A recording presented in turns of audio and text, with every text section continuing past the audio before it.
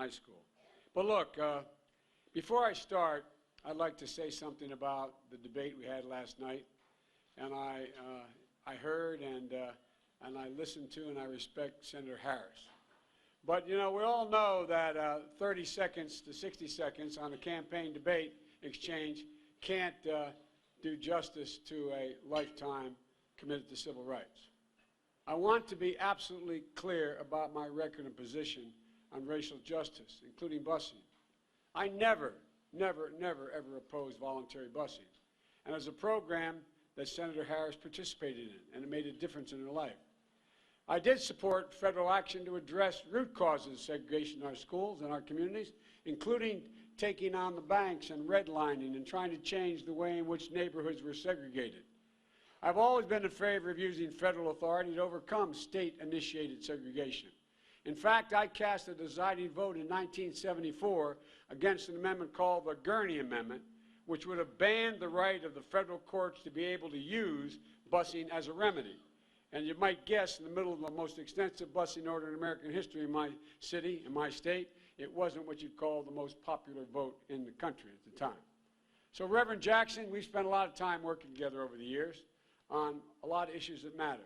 And I know, you know, I fought my heart out to ensure that civil rights and voting rights, equal rights, are enforced everywhere. These rights are not up to the states to decide. They are federal government's duty to decide.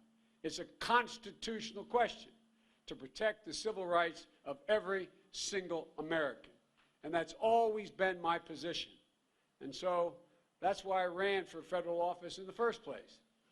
As Reverend Jackson may be one of the few people that knows, my city was the only city after Dr. King was assassinated that was almost burned to the ground, 20% of it. The only city in the United States of America since Reconstruction that was occupied by the National Guard with drawn bayonets on almost every corner for 10 months. I came home from law school that year, and I only had two political heroes, Dr. King and Bobby Kennedy, and they were both assassinated the year I graduated. And I came home and I had a job with one of the oldest law firms in the state, a prestigious firm.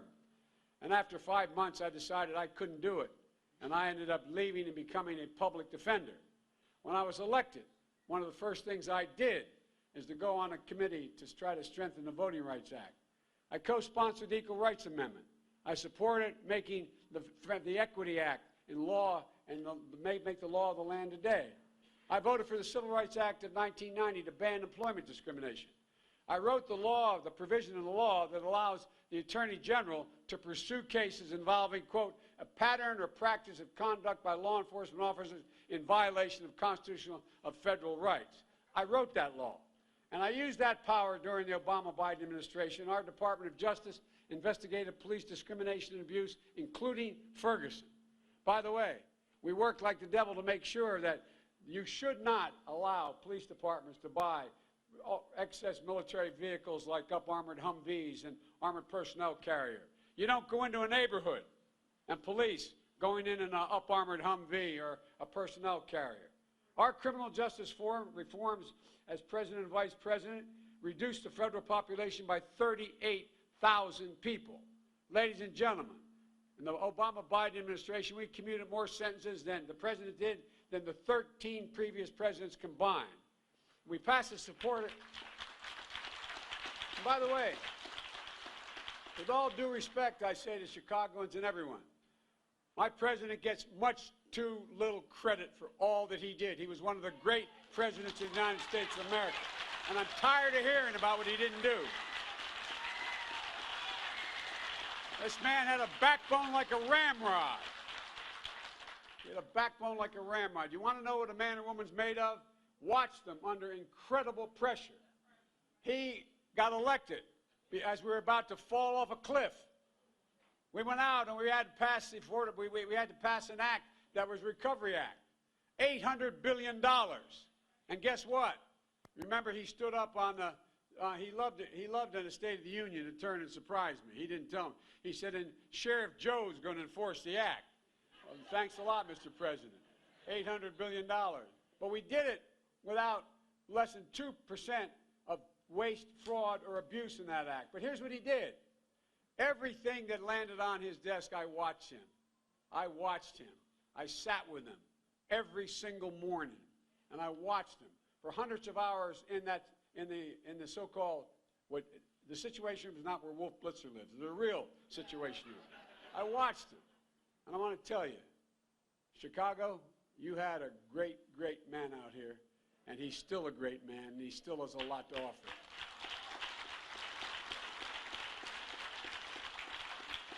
We're in office, we passed a supportive discipline initiative to start to break the school-to-prison pipeline. Folks, the discussion in this race today shouldn't be about the past. We should be talking about how we can do better, how we can move forward, how we can give every child in America the opportunity for success stories. These aren't somebody else's children. They're our children.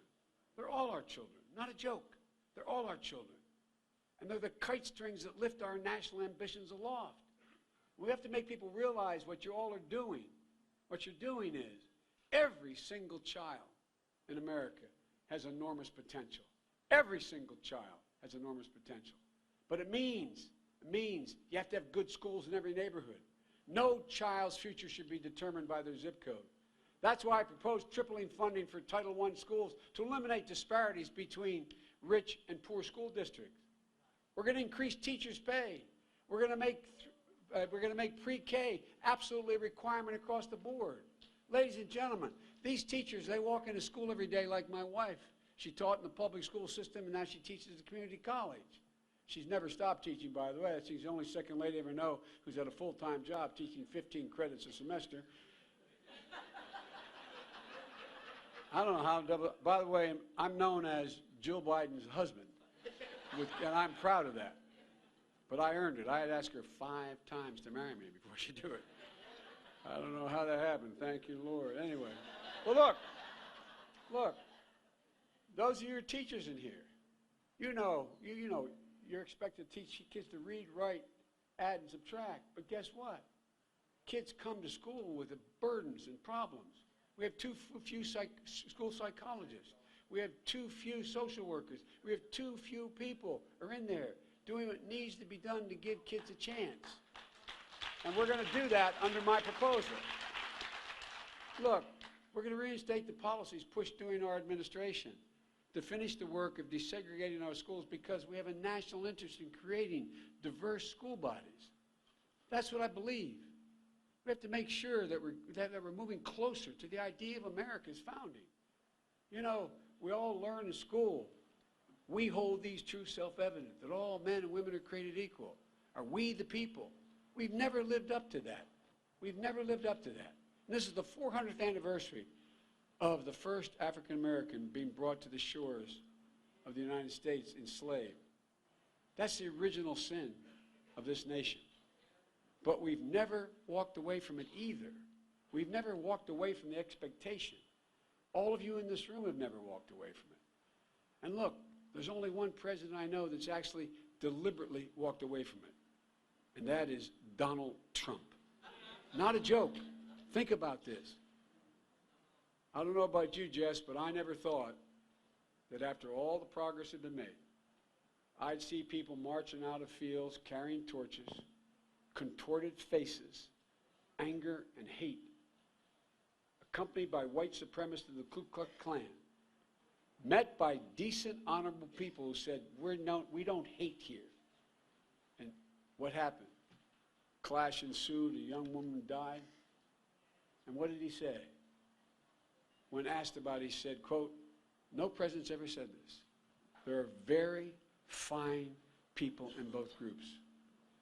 He has yet to apologize or criticize the Ku Klux Klan and the white supremacists. Look, we have a president who promotes hate and division, has encouraged the poison of white supremacy. Our children are watching. Barack was a president our kids not only could, but did look up to. Look, what presidents say matters. It matters.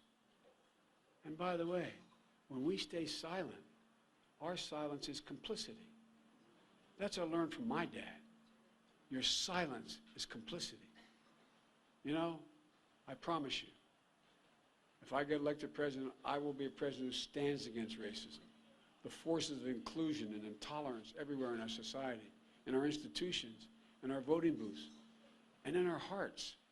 It matters what we say.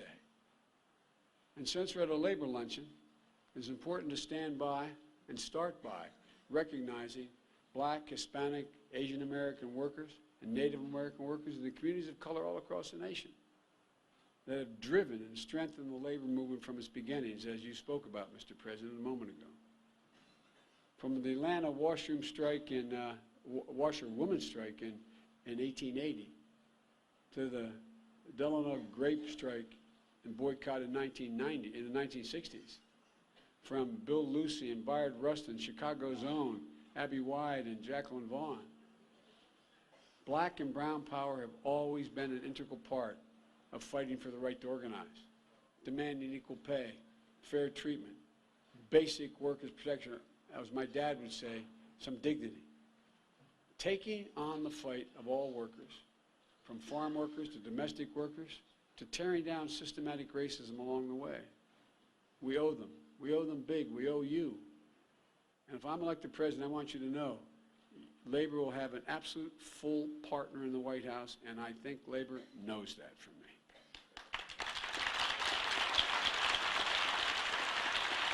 Folks, a lot's changed very badly since we're out of office here. And this president and some members of the corporate community believe that, I want to make it clear to them, Wall Street did not build America. Stockbrokers and hedge fund managers did not build this country. You built this country. The great American middle class. The unions built the middle class. That's why it exists. And we need to rebuild it. But this time we have to bring everybody along, no matter their race, their gender, their ethnicity, their religion, who they love, where they live, or whether they have a disability. You know, my dad used to have an expression. He said, Joey, a job's about a lot more than a paycheck. And he meant it when he had to leave Scranton to go find work. He said, Joey, it's about your dignity. It's about respecting the community. It's about being able to look your child in the eye and say, honey, it's going to be okay, and mean it. Too few people, has been referenced today, too few people think they can say that anymore. A vast majority, for the first time in about 80 years, the vast majority of middle-class people are shrinking. They no longer believe their children will have the responsibility. Mr. President, you talked about how your dad persisted and changed things. They don't think they're, and today's corporate culture and this administration, they don't care about your dignity. Instead of investing back into our workers and record profits, instead of investing back in research and development to create more opportunities, corporate profits are going to pay dividends to shareholders and blockbuster executive compensation. Ladies and gentlemen, they're squeezing the life out of workers today. And by the way, and making it harder to meet very basic needs, stripping you of your personal dignity along the way. You know, there's long been a war on labor unions. And as pointed out today, Mr. Chairman, y'all are coming back. But here's the deal. There's been another war going on that hadn't been noticed very much on the ability of individuals to be able to bargain for their self-worth. 40% of workers today have to sign a non-compete agreement. Now, it's one thing you have access to secrets of a great technical organization. You sign, I won't compete. One thing, if you have a business, I'm going to sell it, but I'm not going to open up next door when I sell it to you. But a significant portion of these people are hourly workers. Up until I started hollering about this, if you worked for Jimmy John's, you had to sign a non-compete agreement so you wouldn't walk across town and try to get 10 cents more from McDonald's. What's this all about? It's only one purpose. It's to hold down the ability of individuals even to bargain for their own self-worth. It's to keep wages low. And it's wrong. Too many companies today classify their workers as managers.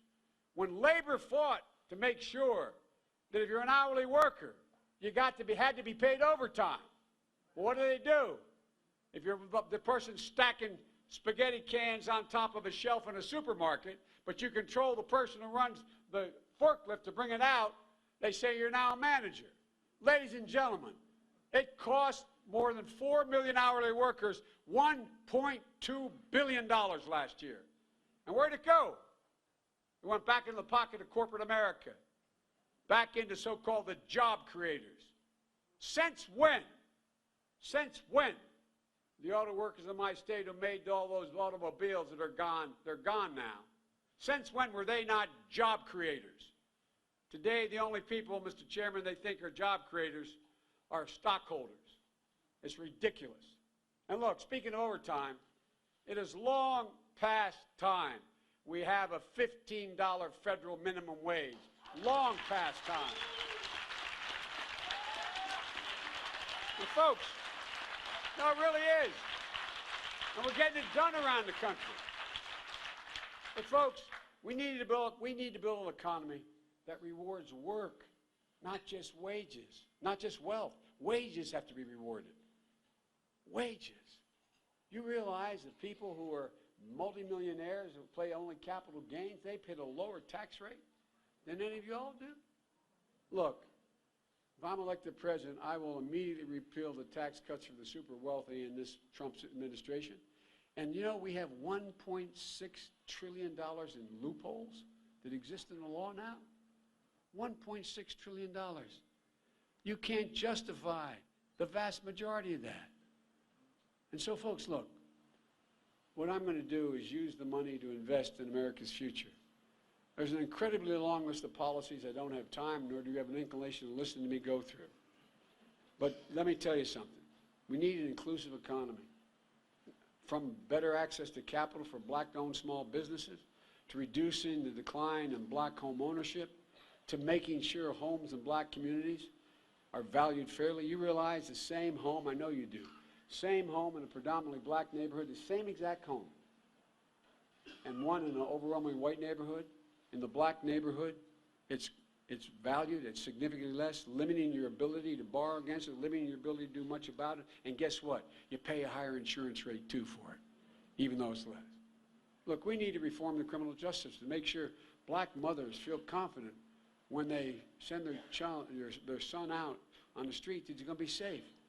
We've got to recognize that kid wearing a hoodie may very well be the next poet laureate and not a gangbanger. Ladies and gentlemen, there are too many black men, and I might add women, in prison. And we started this to have a problem in our administration. We need to pass, I just met with Bobby Scott, you know Bobby well, Congresswoman, just met with Bobby Scott from Virginia, his Safe Justice Act. It needs to be passed, but he acknowledged we need to do more. No more minimum mandatory prison sentences, period. The end of private prisons, as Brock and I talked about. Funding. Original law I wrote, drug courts, at least $400 million a year. Bail reform. No one should be in jail because they don't have the money to pay their bail. No juveniles in adult prisons.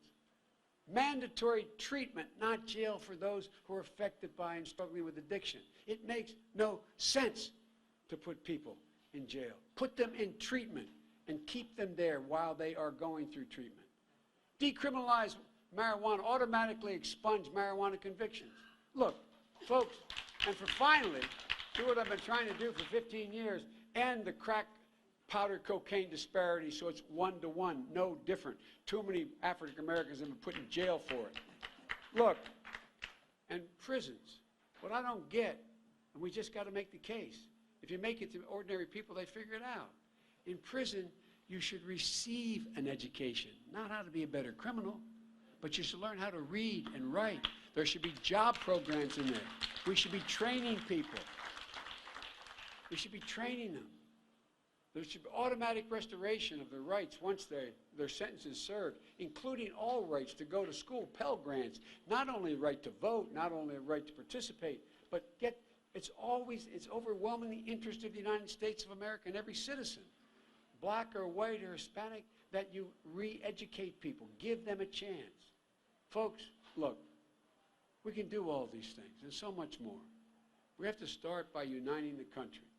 I know I get criticized for saying we can unite the country, but ladies and gentlemen, I refuse to accept the status quo. The status quo of this miserable, ugly politics we have today guarantees we'll continue to do the same. Guarantees it. We can't do it, and we can do it without ever compromising on our principles. You know, I know how the labor leaders movement has moved for decades. That's how we're going to win in 2020. And we're going to win together when we defeat Donald Trump. And folks,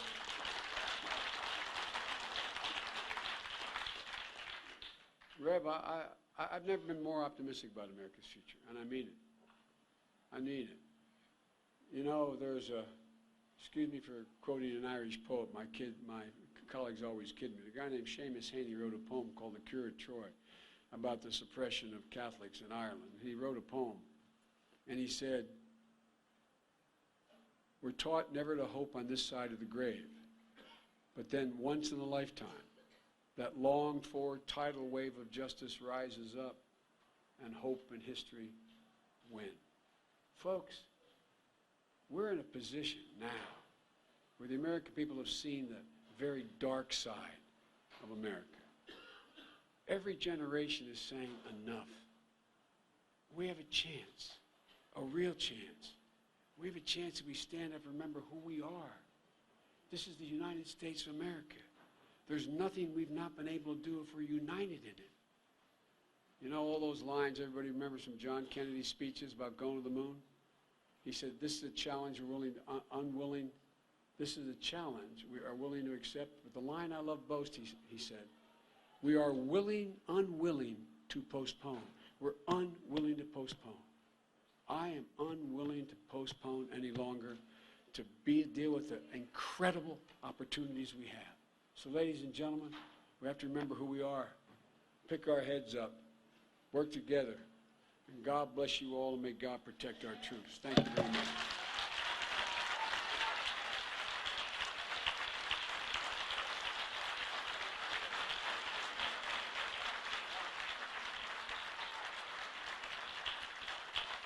Vice President Joe Biden.